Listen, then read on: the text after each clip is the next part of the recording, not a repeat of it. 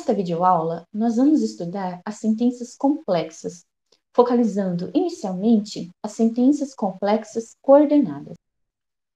Nas nossas videoaulas anteriores, nós já vimos que são complexas as sentenças que têm mais de um verbo.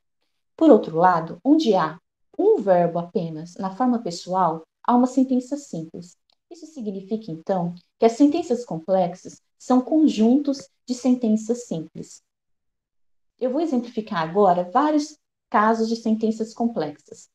Escreveu, não leu, o pau comeu. Não pagou, foi para a cadeia. O aluno falou e o professor saiu. O aluno falou, mas o professor não saiu. O aluno que falou era o melhor da classe. O aluno falou que o professor tinha saído. O aluno entrou quando o professor saiu. O aluno não só falou, como também foi aplaudido. O aluno ou falava ou ficava quieto. O aluno falou tanto que ficou rouco. E o aluno falou mais do que desejava. Nesses exemplos, nós podemos observar mais de um verbo. Eu vou destacar esses verbos, então, em cada um dos exemplos, usando a cor vermelha.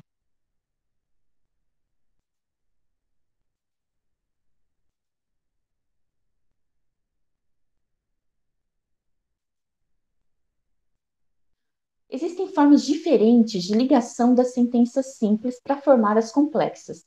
Vamos observar. Em escreveu, não leu, o pau comeu, e não pagou, foi para a cadeia, as sentenças foram simplesmente colocadas umas ao lado das outras. Nesse caso, elas são sentenças complexas justapostas. Já em o aluno falou e o professor saiu e o aluno falou, mas o professor não saiu, as sentenças foram ligadas por e por mas. Nesse caso, nós temos sentenças coordenadas. Já nesses outros exemplos aqui, as sentenças foram ligadas por que, por quando, não só como também, por ou, por tanto que e por mais do que. Nesse caso, nós temos sentenças conjuncionais. As conjunções são as palavras que ligam sentenças simples para formar uma sentença complexa. No final dessa semana, nós vamos estudar um pouco sobre as origens das conjunções. Mas será que justapostas e conjuncionais são mesmo dois tipos diferentes de sentenças complexas? Para responder essa questão, nós precisaremos fazer alguns testes. Vamos a eles. Comecemos por alternar a ordem das sentenças.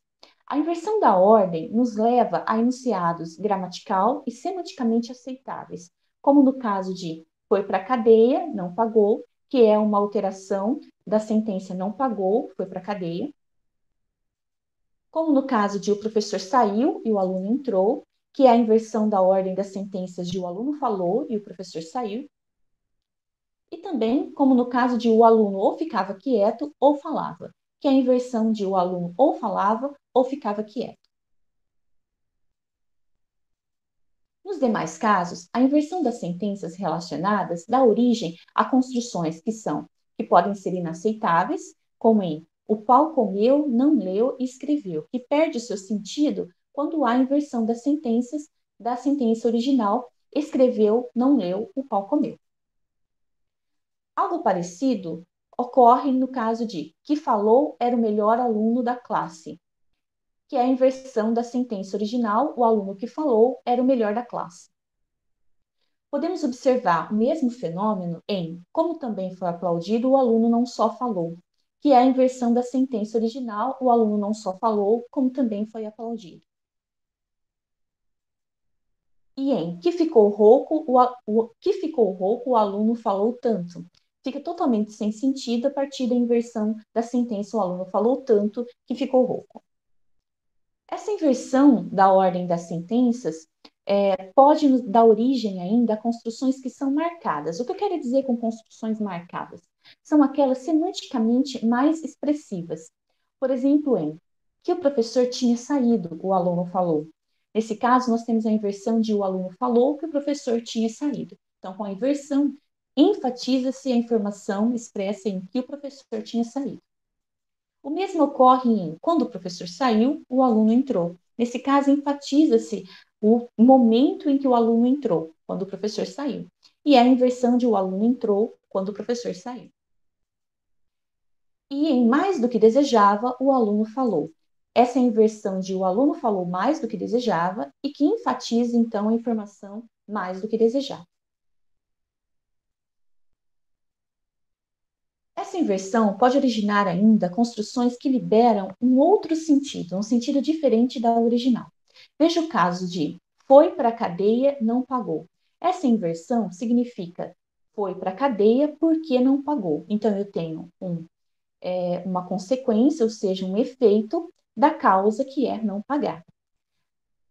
Na sequência original, não pagou, foi para a cadeia, o que nós temos, na verdade, é um outro sentido.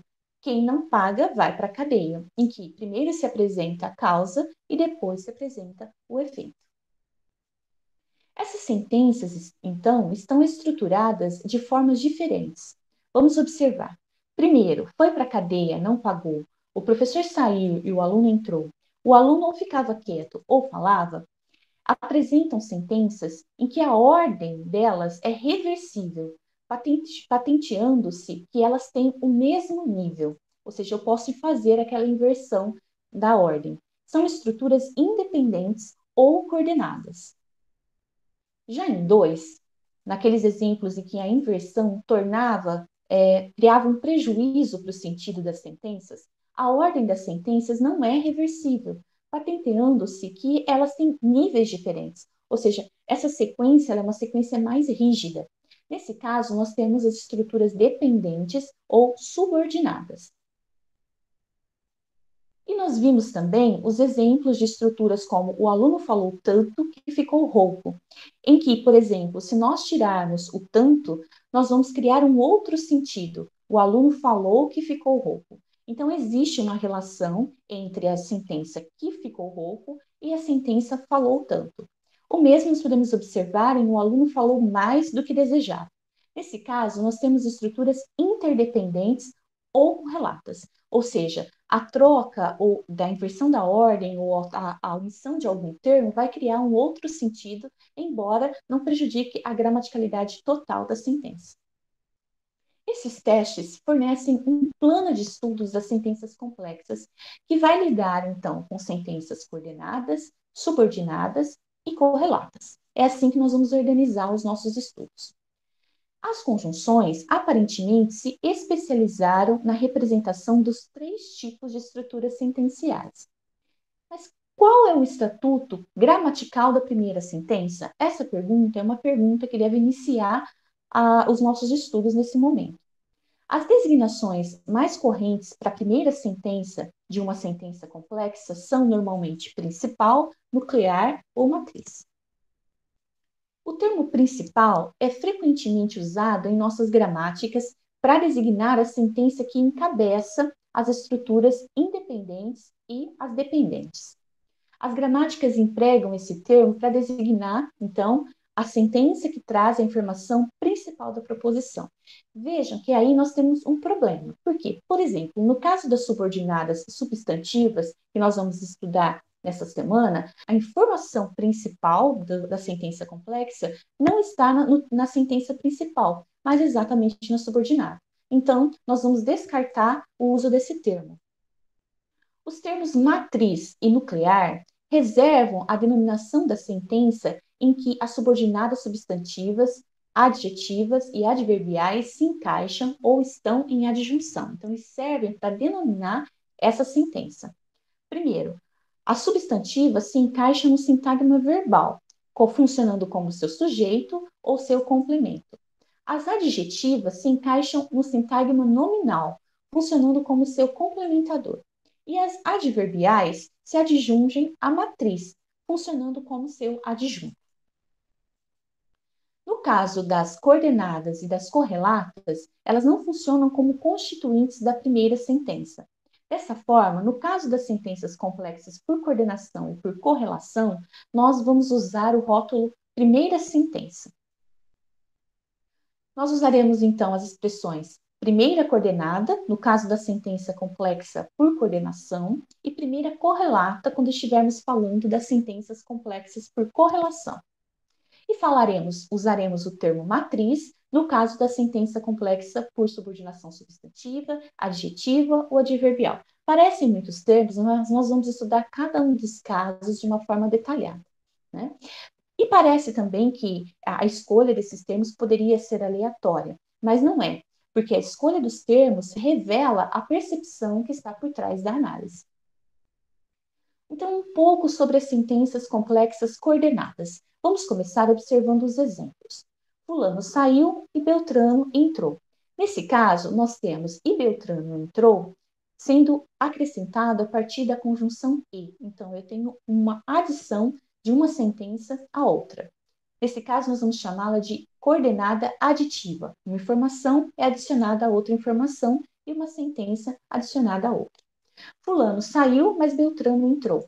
Nesse caso, com o mas, nós temos uma informação que não simplesmente é adicionada, mas é contrastada com a anterior, como se Beltrano não devesse ter entrado. Nas coordenadas aditivas, nós podemos usar os seguintes exemplos. Na rua é aquele movimento de vai e vem que não termina nunca, e aí eu destaco vai e vem. Com este e aquele argumento, acabou convencendo a todos. Aqui eu estou destacando com este e aquele argumento. E com um bom argumento e grandes gritos, acabou convencendo a todos. Nesse caso, estou destacando com um bom argumento e grandes gritos. Podemos observar ainda os exemplos. Convenceu a todos e não precisou gritar. E, por fim, toda essa conversa, essa troca de turnos entre os locutores 1 e os locutores 2. Eu cortei alguns trechos, mas dá para entender, observar que essa troca tem muita presença da conjunção coordenativa aditiva e. A conjunção e, então, pode coordenar os mais variados segmentos. Os elementos de composição de uma palavra, por exemplo, como nós vimos em A, né? No caso de vai e vem.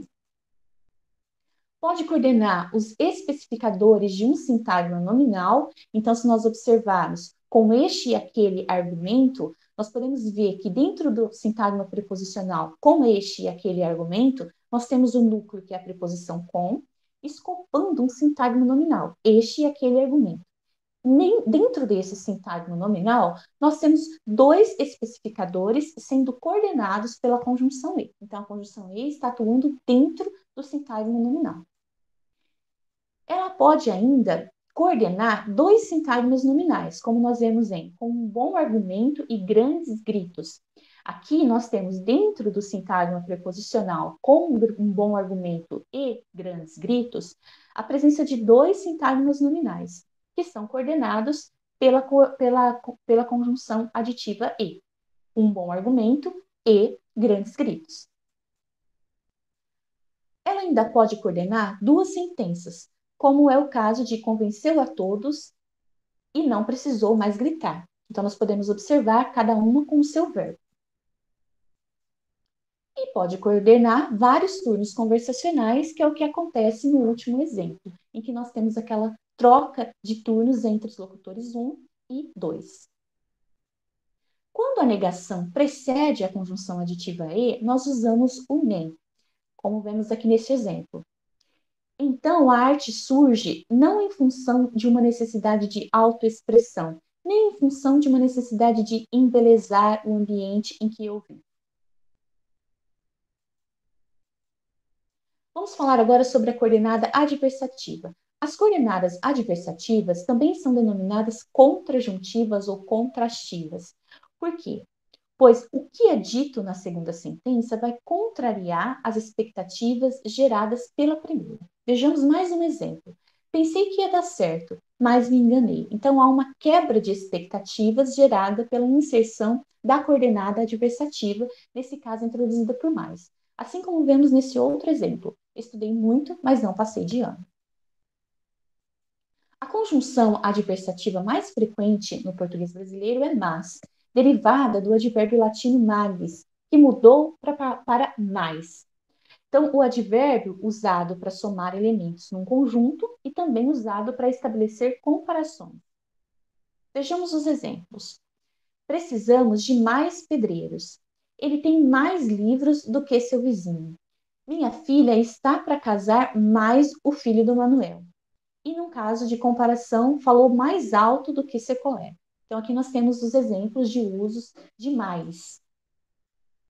O advérbio mais derivou a conjunção mas, que ainda hoje em dia é usada em alguns casos para indicar a soma de constituintes sentenciais, ou seja, é usado sem o seu sentido adversativo. Por exemplo, a gente vive de motorista o dia inteiro, mas o dia inteiro. Nesse caso, o mas está coordenando, somando dois sintagmas nominais. Nesse caso, com sentido de ênfase, né? A gente vive de motorista o dia inteiro, mas o dia inteiro. Nesse outro exemplo, nós temos tantos amigos desintegrados, mas nós só temos amigos assim de família desestruturadas. Vejam que nesse caso, novamente, o mas está articulando duas sentenças, nesse caso, mas não com o sentido adversativo, com o sentido de ênfase, acrescentando uma sentença a outra para dar ênfase àquilo que está sendo dito. No segundo momento, a palavra mas começou a ser usada com advérbios de negação, como por exemplo em ela está lá, mas não funcionou. Vejam que o mas está concorrendo de forma, podemos dizer, contígua com o não. A partir daí, é uma transferência por processo metonímico desse sentido de negativa para o sentido do mas. Então, o valor de negação foi assimilado por mas, que passou a negar as expectativas criadas pela sentença anterior, transformando-se na conjunção adversativa que nós conhecemos hoje. Então, veja que nesse exemplo, nós podemos perceber o sentido de contraste. As mais velhas estão entrando na adolescência, mas são muito acomodadas. Aqui existe o sentido do contraste, independente da presença da negativa.